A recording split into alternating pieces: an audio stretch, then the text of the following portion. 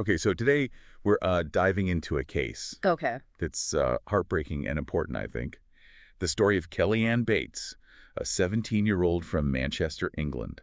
And you sent over a whole bunch of articles and research and even some like personal notes about this. And even just like glancing at them, it's pretty disturbing stuff. It's definitely a case that stays with you. Yeah, yeah. What seems at first like an accidental drowning very quickly turns into a much darker and much more complex story. Yeah, so it all starts back in 1996. Hmm. On the surface, it seemed like Kellyanne had drowned in her boyfriend's bathtub. Right. But as investigators dug a little deeper, a really horrifying truth emerged, Mm. and it showed just how bad domestic violence can get, and it showed how the system failed to protect her. It's fascinating how ordinary the initial reports are Oh, of Kellyanne's death. yeah. But the reality of what happened in the months leading up to that day is truly shocking. Yeah. So Kellyanne, she was a seemingly ordinary teenager. She came from a loving family, and you noted that her parents, Margaret and Tommy Bates, they really like encourage their children's independence. And that's important context because when 14-year-old Kellyanne first tells her parents about her boyfriend, Right. they, like a lot of parents, just think it's a normal teenage crush. They give her some freedom, but as time goes on, they start to get uneasy. Yeah, because she started staying out overnight. Right, And even her parents were worried enough to contact the police. exactly. And there's this other detail. A man who Kellyanne refers to as Dave is calling the house asking for her. Hmm. And this is before her parents had even met him, so it suggests he's trying to isolate her and control her. Yeah, it's interesting because it took 2 whole years for Kellyanne's parents to finally meet this Dave. And when they do, it's a shock. Right. Dave is a 48-year-old man named James Patterson Smith, Wow. older than Kellyanne's father. Wow, that's a huge red flag right there. Yeah. When you think about the power dynamics. Yeah, he was clearly targeting Kellyanne, who was 14 when they met. This is a classic tactic, right? Yeah. Exploiting the vulnerability of a young person. Yeah. And that exploitation only got worse when Kellyanne turned 16 and left school to live with Smith. And it's important to remember that in the UK at the time, 16 was the age of consent. Right. So authorities couldn't really do that much, even though Kellyanne's parents were begging for help. Makes you think, how can we balance individual rights with the need to protect vulnerable people? It's a tough question. Yeah, there's no easy answer, Right. but it's something we have to discuss, especially with cases like Kellyanne's. Yeah, for sure. So Smith is living with Kellyanne, and that's when it seems like his control over her gets worse. There's a part where Kellyanne's mother, Margaret, describes her daughter as withdrawn. Her personality was changing. And that's another classic sign Yeah. of abuse. Right. You know, the abuser isolates the victim to manipulate them. It's like they're erasing their sense of self. Yeah. And as Kellyanne pulls away from her friends and family, you start to see physical signs of abuse. Bruises start appearing. Right. And you pointed out that Kellyanne would lie about these injuries. Another common tactic, they force the victims to lie and make up cover stories. It makes it harder to ask for help. Right. There's that disturbing instance where Kellyanne shows up with a bruise covering half her face. Yeah, and Margaret, her mother, she's desperate. Right. She goes to the police, but they tell her there's not much they can do. Right. They say she should get Kellyanne to see a doctor to document the injuries, but Kellyanne was 16. Margaret couldn't force her. It must have been so frustrating for Margaret. Knowing her daughter was in danger but not being able to do anything. Right. The system failed to protect Kellyanne. Absolute. The abuse kept getting worse. One source even describes a bite mark on Kellyanne's arm. Yeah. Just brutal. It's really disturbing. It shows you how bad the abuse was. Yeah. In November 1995, Margaret begged Kellyanne to leave Smith. Right. But that just made Kellyanne angry, and she said she wouldn't see her mother as much anymore. And tragically, that was the last time Margaret saw her daughter alive. That isolation just gets worse in the following months. Sometimes Kellyanne calls her mother, says she has a factory job, but eventually those calls stop. And then, in March 1996, Kellyanne's parents get a Mother's Day card and a birthday card for her father. But it's clear Kellyanne didn't write them. Smith was controlling everything. Yeah, he was playing with them, Right.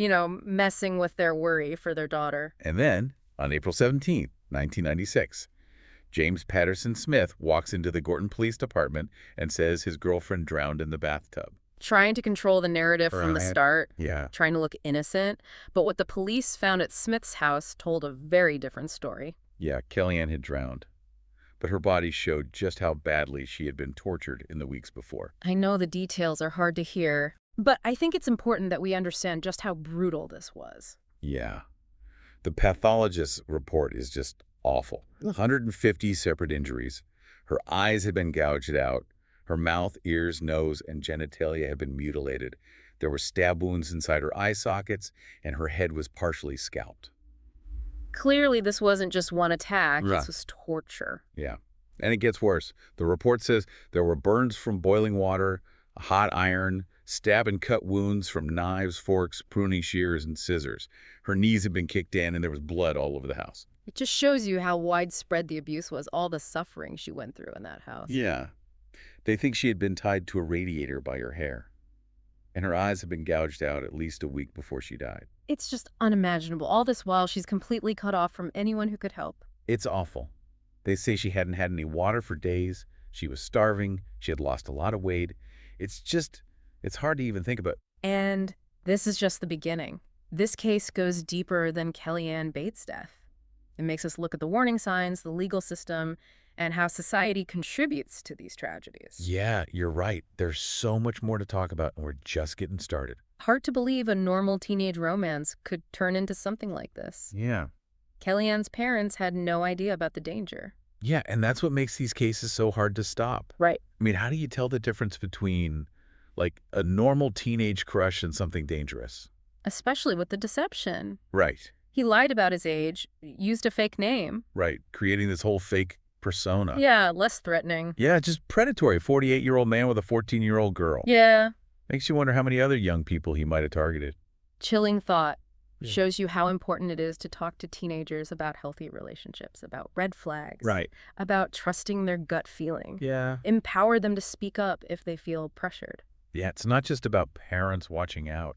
Right. It's about giving young people the tools to handle these situations. And for adults, it's about listening, Right. taking their concerns seriously. Yeah. We can't just dismiss it as puppy love Right, exactly. or think they can handle it on their own. Yeah, looking back, there were red flags Oh, yeah. with Kellyanne. I mean, she was isolating herself from family and friends. Yeah.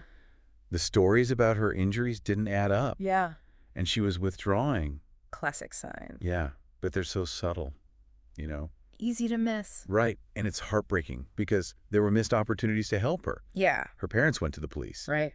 but the law tied their hands. Yeah, the legal system doesn't always protect the vulnerable. Yeah, it makes you think about our responsibility as a community. Absolutely. How can we be more proactive? Right. How can we make it safe for victims to come forward? Important questions. Yeah, these are tough questions. We have to talk about them. And you bring up a good point in your research about Smith's past.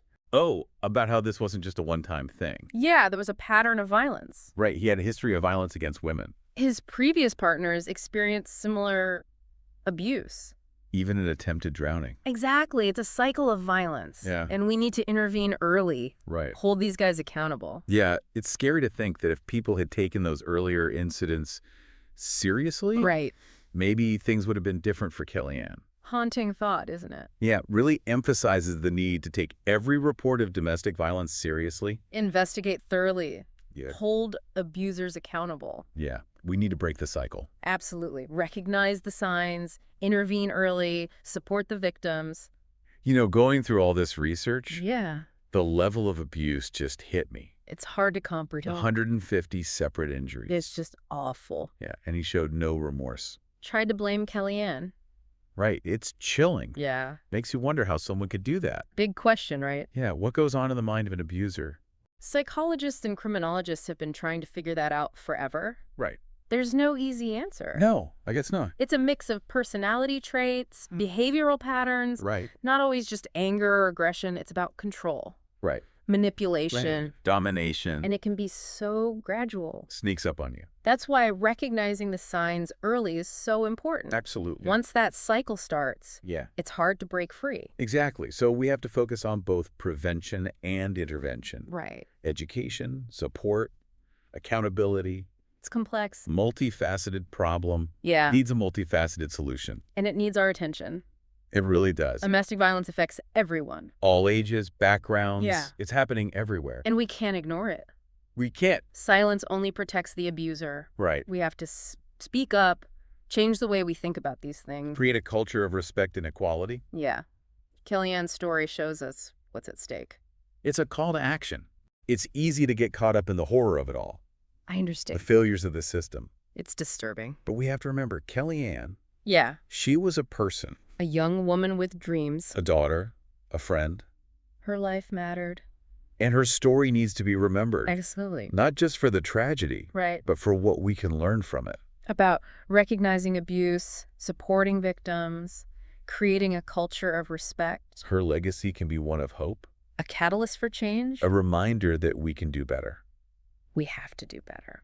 One thing that really stood out in the research Yeah. was the impact on the jury, Oh, right. the fact that they were offered counseling. And they all accepted. Yeah, that says a lot It does, doesn't it? about how emotionally draining this trial must have been. The evidence, the photos, the details. Must have been tough. Yeah. No wonder they needed help. Shows you that justice comes at a cost, A high cost. and we need to be more aware of that. Take care of everyone involved. Not just punishing the abuser, Right. but also caring for those who have been traumatized. Yeah, absolutely. It's a reminder that the justice system, while important, Yeah. is mostly reactive. After the fact. How do we prevent this from happening in the first place? The big question. Yeah. We need a multi-pronged approach. Right. Address the root causes, like gender inequality, societal norms, Improve our support systems. train law enforcement, healthcare providers, Educators. everyone. Yeah, teach them to recognize the signs. Respond appropriately. Create a culture where victims feel safe coming forward. Yes.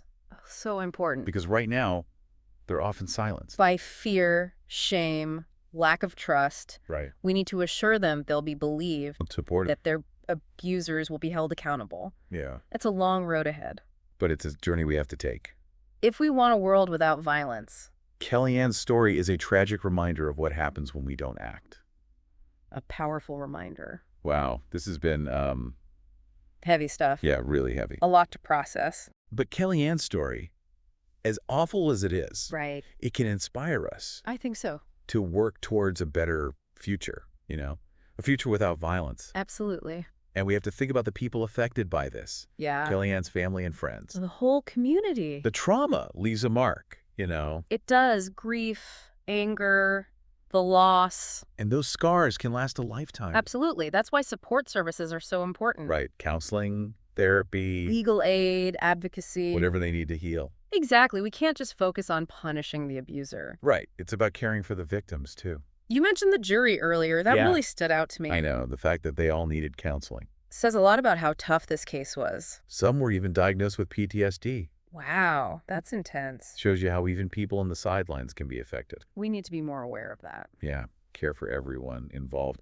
This deep dive into Kellyanne's case has been, Challenging.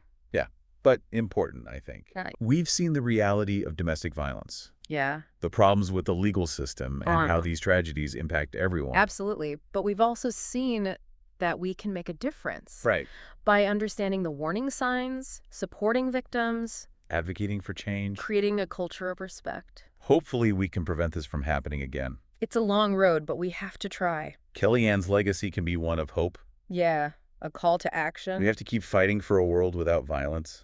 You've done a great job with this research. Thanks. If there's one thing I want you to take away from this, Yeah. it's to take action.